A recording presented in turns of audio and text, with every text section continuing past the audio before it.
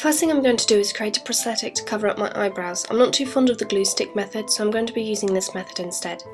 So taking latex and a face mask, I'm going to start building up a prosthetic. Now you're going to need to do 3 to 4 layers and try and make sure that the surface is smooth, because otherwise when it's dried it is going to look a little bit messy unless it's smooth.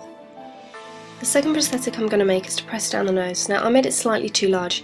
You don't need to make it like this, you can quite literally make it just like a strip of latex and it will work just as well. So once you've done a few layers and waited for it to dry, you want to powder it. You don't have to use any special powder, you can even use baby powder if you want. You can use a makeup powder, an HD powder, absolutely anything. You just have to powder it because if you don't, the latex is going to stick to itself.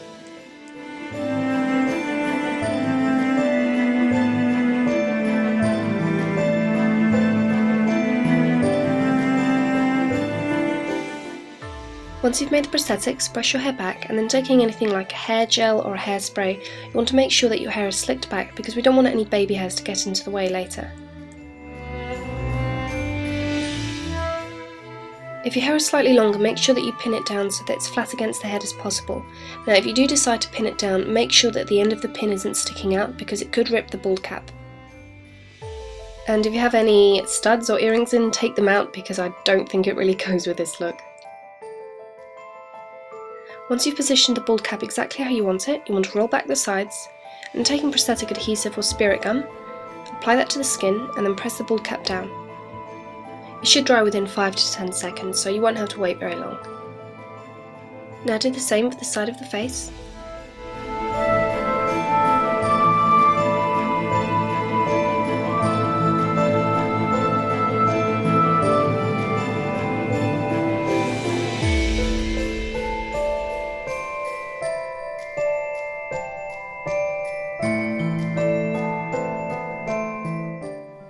Because of the way the bald cap's been made, you are going to have to cut out the shape of the ear. And this is one of the reasons why it's much easier if you have someone else helping you. So if you're not careful with a pair of scissors or you have a tendency to cut yourself, get someone else to help you. You don't want to cut your ear, it hurts. Stick down the edges. Also make sure to stick it down behind the ear as well, we don't want any hair poking out. And you're also going to have to stick it down at the nape of the neck. Again, this is another reason why it is much easier to do this if you have someone else helping you out.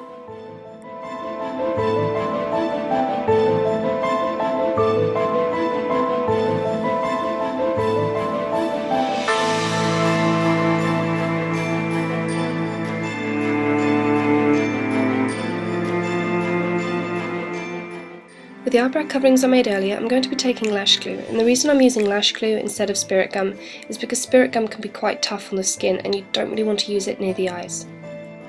So lining around the eyebrow, press down the covering, and this will protect your eyes from the scar wax we're going to be using in a minute.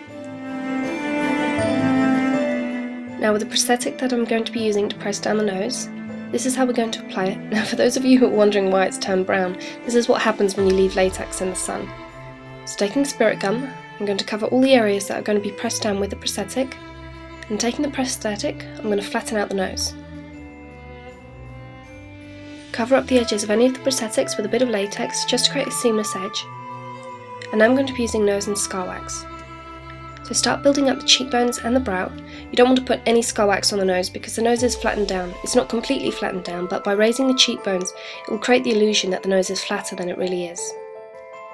The main problem with using scar wax is that it can be quite hard to blend out perfectly. I'm not going to be able to get a completely flat look with this. Something that would have been easier to use was something like Sculpt Gel. The only problem is that my average subscriber wouldn't be able to afford it as it's extremely expensive, but I'm going to do the best that I can with scar wax. The reason that I'm not using my fingers to blend this out is that the heat can make the scar wax very sticky and it's an absolute pain in the neck to blend like that. So you want to use something metal like a spatula. So now we're going to bring the nose down into the upper lip.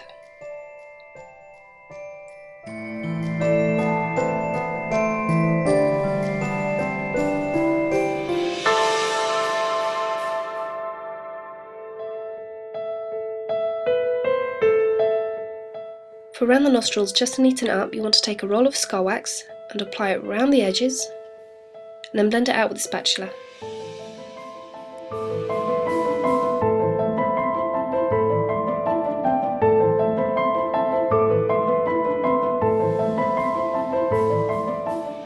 Once I feel that I've sculpted out the basic shape of the face, I'm going to take a sponge, just press down any ragged edges.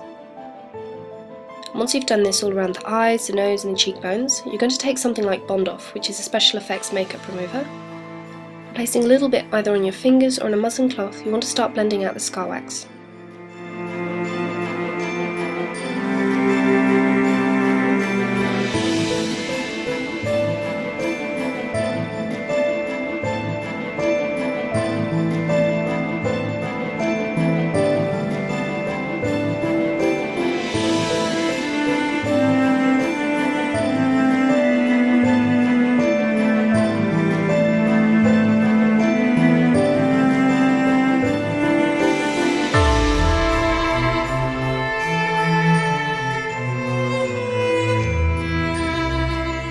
Those of you who are wondering why I had my mouth open the whole time, the reason I did it is because my nose was pretty much blocked from all the scar wax on top of it, and I didn't really like being flattened out on my face, so I had to keep my mouth open to be able to breathe.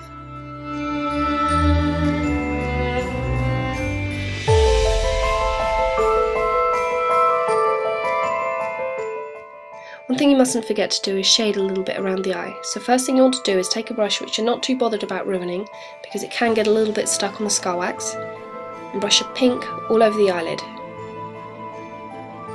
Once you've done this, you want to take a darker colour like a light brown or a dark brown and work this into the socket to give it a really dark look.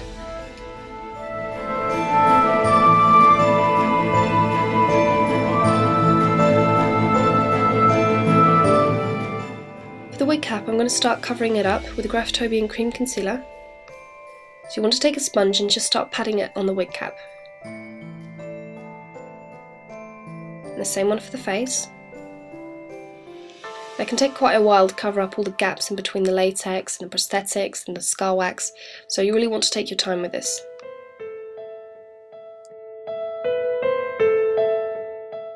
You might not be able to get everything absolutely seamless, but as long as you give it your best shot, you'll still look pretty creepy. And that's it, you're done.